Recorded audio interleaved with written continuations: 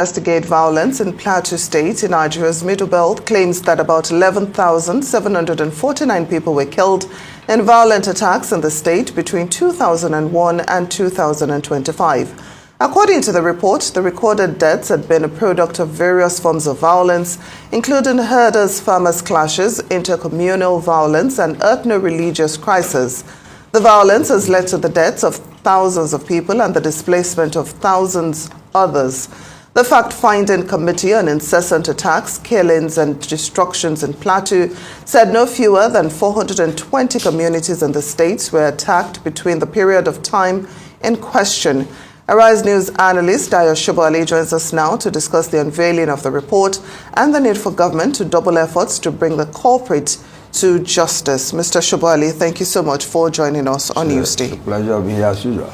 Well, of course, this is a very alarming report. And one thing we do know is that we do not lack all these reports in Nigeria. But the issue is, how should they respond to this report? Well, the committee has done its work. It's done a very good job. It was led by a former military man. And they showed us the methodology they used in conducting their investigations, and I am with them. It's now up to the governor and the federal government to do something. Although most of the revelations as to the causes have been known to all of us for a long time, and the Army Joint Task Force have been posted to these areas, but they have not been able to send these illegal occupiers away. Look at the Plateau State, it's a Christian state, literally, surrounded by Kaduna, Nasarawa, Bauchi. And the report clearly stated that there are incursions from these states by Fulani Asmen, by Fulani, I will call it terrorists now, Fulani terrorists, and other form of others. They steal cows, they destroy farms, and all that. And the security people are very much aware, and they have engaged them. But I tell you something, I don't think the military or the security apparatus on the ground has the stomach to take on these people for ethno-religious and so many other reasons. Because look at the report. It says that people are driven out of so many communities, and these people occupy the place and exploit the resources of the land and the facilities they have occupied. So you cannot have an army or an illicit army of occupation between our states. And you say the borders are porous, but there is freedom of movement in the Constitution. So people have the right to move around, unless, of course, each state is allowed to secure its borders. Otherwise, they are all mini states within the sovereign state of Nigeria. But it is the border porosity that makes people to creep from one side to the other. But if it falls, it comes out that those Plateau, a Christian state, is being people are being killed there on a daily basis, something has to be done. I know some Nigerians have gone to the United Nations, they've gone to the United States Senate Committee on these issues, and they have responded. But when some of us see the result, we think as if they are betraying Nigeria.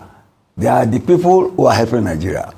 Because if government cannot secure its states, and if state government cannot secure their borders within the Nigerian state, then something has to be done. See, I've always defined government as any government that can legitimately use violence to secure life and property of its people within its territorial area is government. If these occupiers drive people away in so many communities, about 40 to 50, then they are the government in those areas. And the Plateau state government is just ceding power It could be the jury elected leader, but these people are the de facto rulers. So the only way and the only language I think they will understand is for government to eject them forcibly, violently, as quickly as possible. Let's leave it at that for now. So, but I'm also wondering, is it possible, or what measures do you think can be taken by the government to improve intelligence gathering and coordination amongst security agencies to prevent, such further attacks? They need to share information.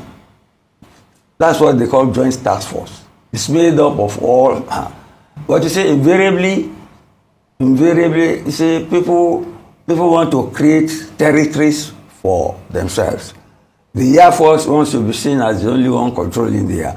But if it does not get good intelligence and cooperation with those on the ground, it will be bombing on places like they have done in recent times. So there must be shared intelligence and constant patrolling of. Now they have pointed out the borders. Yes, let them have checkpoints at the borders. It's not as if they are preventing people from one state to the other. But if you identify that this border with this state, the infiltrators coming to harm your people or your interests, you monitor them. You cannot be saying you are waiting for the creation of a state police. By that time, they would have killed everybody around. So the sooner government intervenes, I would not call for a state of emergency because they are so incessant. And government must have the stomach, and security people must have the stomach. They cannot, you see, it has to be said, there are strong religious sentiments favoring the Fulani herdsmen against the Plateau people. Government must do something about that. And if you know that we have a Muslim ticket, see, some people are feeling as if the Fulani herdsmen are above the law. They're above the law. And I'm not surprised. The former president once said that if he didn't go to the army, he would have been a Fulani houseboy. So we must have a consensus. It is difficult to build because these are people in power, literally. And the northern sentiment of born to rule is there. But the Plateau people, even though they are Christian, they are human beings too. They need protection from the Nigerian state. And it is the duty of the president to protect anybody, whether you are from the north or east. And people cannot be left at the mercy of arrogant Fulani herdsmen who are driving cattle all over the place and causing murder and mayhem. The sooner government did something, the better. Let's leave it at that. Now, Mr. Shobale, you talked about government using violence, if necessary, to eject these people that have taken territories. But what mechanisms can be put in place to prevent human rights abuses, and ensure that security forces respect the rights of citizens, even as they fight to retake this territory? Look, let me tell you, it's not that I don't respect human rights, but you can only talk of human rights when you have a peaceful environment. You have to secure the environment first. That's the difference between our type of democracy and the communist democracy. There's no dissent. It's not allowed. The state, they practice what they call state terrorism. I'm not saying we should do that.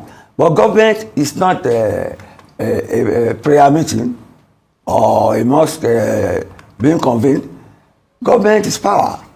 And power, if you are facing people who have ammunition, you must conquer them, subdue them violently. But wouldn't the civilian casualty be too high? Just very briefly as we wrap up. Look, if there are civilian casualties, so be it. As long as peace is secured. Don't be talking theory. If you are at war, you have to secure what you are doing first. If there is civilian casualty, they take care of them. Are there not enough casualties now? With the people using violence illegally and subduing government, which has the constitutional right to use violence to secure its border. So let government have the stomach and the guts to show its strength and drive them scampering away so that the people of this area can live in peace and their properties will be protected. That's how I see it. Yeah. Arise News Analyst, Mr. Dayo Shubali, thank you so much for joining us on Newsday. Please drop your comments in the comment section. Let's know what you think. For more videos and uploads like this, subscribe. See you in my next upload. Thank you for watching.